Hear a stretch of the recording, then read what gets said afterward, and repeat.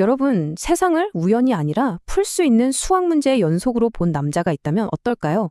오늘은 바로 그 남자, 수학 공식 하나로 카지노를 정복하고 월스트리트의 전설이 된 에드워드 소프의 이야기입니다. 그의 절대 지지 않는 방정식, 지금부터 함께 풀어보시죠. 자, 이거 한번 상상해보세요. 1960년대 초 MIT의 한 수학 교수가 당시에 막 나온 원시적인 컴퓨터를 들고 라스베가스로 향합니다. 그는 도박판의 운이라는 걸 수학으로 이길 수 있다고 믿었던 거죠. 그리고 블랙잭에서 이미 나온 카드를 기억해서 다음에 나올 카드의 확률을 계산하는 바로 그 유명한 카드 카운팅 이론을 완성해냅니다. 실제로 카지노를 돌면서 수만 달러를 따내니까 카지노가 아주 발칵 뒤집혔죠. 변장까지 동원해서 그를 찾아내려고 했다니까요. 결국 모든 카지노에서 출입 금지를 당하고 맙니다. 보통 사람 같으면 여기서 좌절했겠죠? 근데 소프는 달랐습니다. 오히려 이렇게 생각했어요. 카지노는 판돈이 너무 작잖아. 그의 다음 목적지는 그래서 너무나 명확했습니다. 쫓겨날 걱정도 없고 판돈은 무제한인 세상에서 가장 큰 판, 바로 월스트리트였죠. 자, 월스트리트에 입성한 소프. 여기서도 그는 똑같은 질문을 던집니다. 도대체 이 예측 불가능해 보이는 거대한 시장에서 어떻게 하면 수학적으로 이길 수 있는 우위를 찾아낼 수 있을까? 그는요, 주가가 오를지 내릴지 같은 애매한 예측 게임은 아예 하질 않았어요.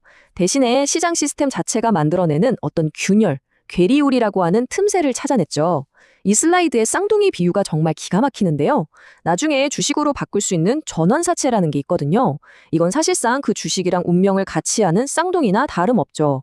그런데 가끔 시장이 비이성적으로 변하면 주식은 1,000원인데 이 쌍둥이인 채권은 800원에 거래되는 말도 안 되는 상황이 벌어지는 겁니다. 소프는 바로 이 비합리적인 가격의 틈에서 예측이 아닌 확실성을 본 거죠. 근데 천재들의 해법은 의외로 간단하더라고요. 이 200원의 가격 차이를 확실한 내 돈으로 만드는 무기는 놀라울 정도로 단순했습니다. 첫째, 800원짜리 싼 쌍둥이, 즉 채권을 삽니다. 그리고 둘째, 1,000원짜리 비싼 쌍둥이, 주식을 빌려서 파는 거죠. 이걸 공매도라고 합니다. 그리고 시간이 흘러서 이 쌍둥이의 가격이 결국 다시 제자리를 찾아 만나는 순간 모든 걸 청산하는 겁니다. 이 전략이 진짜 대단한 건 시장이 오르든 내리든 전혀 상관이 없었다는 거예요. 주식시장이 폭등하든 폭락하든 이 둘의 가격 차이인 200원만큼은 무조건 수익으로 확보되는 구조였거든요. 소프가 계산해보니까 이 전략의 성공 확률이 무려 80%에 달했습니다. 이건 더 이상 도박이 아니었어요. 그냥 수학이었던 거죠. 자, 이렇게 확실한 수학적 우위, 즉 무기를 찾아냈습니다. 그런데 진짜 중요한 다음 질문이 남아있었어요. 그래서 이 기회에 내 돈을 얼마나 걸어야 파산하지 않고 부자가 될 수 있을까 하는 문제죠. 이게 바로 소프가 마주했던 결정적인 딜레마였습니다.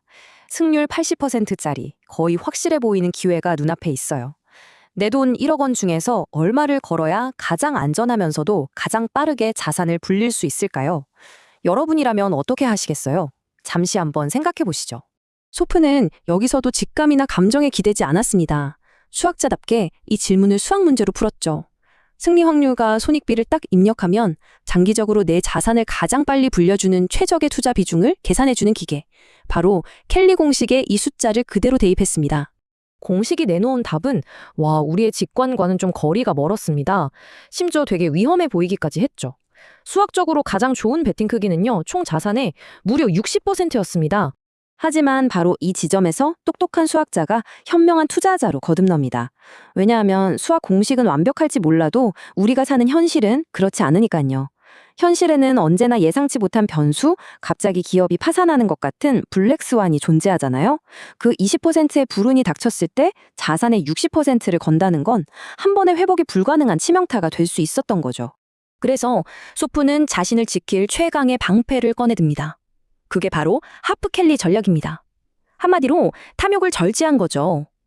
공식이 알려준 60%라는 엄청난 비중의 딱 절반, 그러니까 총 자산의 30%만 투자하기로 결정한 겁니다. 수익을 최대로 불리는 공격적인 목표 대신에 절대 죽지 않는 생존을 최우선으로 둔 거예요.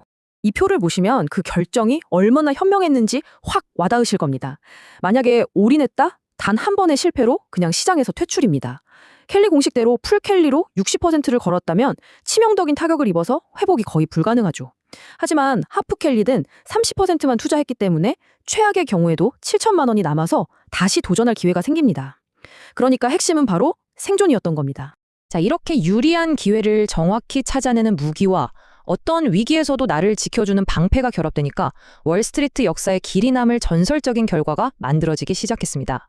그 결과는 정말 월스트리트 역사상 전무후무한 대기록이었습니다.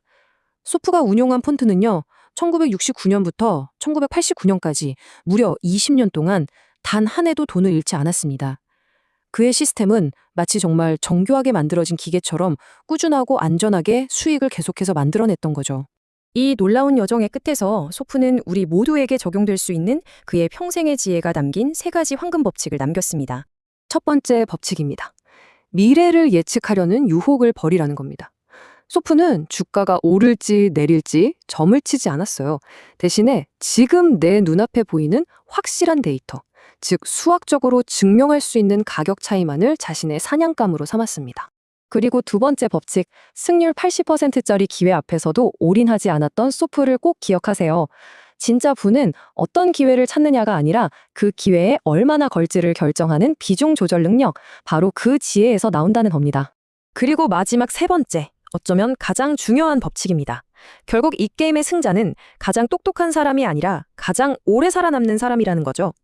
수많은 위기를 견디고 시장에 계속 머무는 것, 그것이야말로 시간과 함께 자산이 불어나는 복리의 마법을 누릴 수 있는 유일한 열쇠이기 때문입니다. 에드워드 소프의 이야기는 오늘 우리에게 아주 중요한 질문 하나를 던집니다. 오늘 여러분의 투자는 몇 도입니까? 뜨거운 욕심에 모든 것을 거는 투자는 단 한 번의 불운에 모든 걸 녹여버릴 수 있습니다. 소프처럼 냉정한 수학적 비중 조절로 여러분의 계좌 온도를, 그리고 여러분의 투자 인생 전체를 안전하게 지켜나가시길 바랍니다.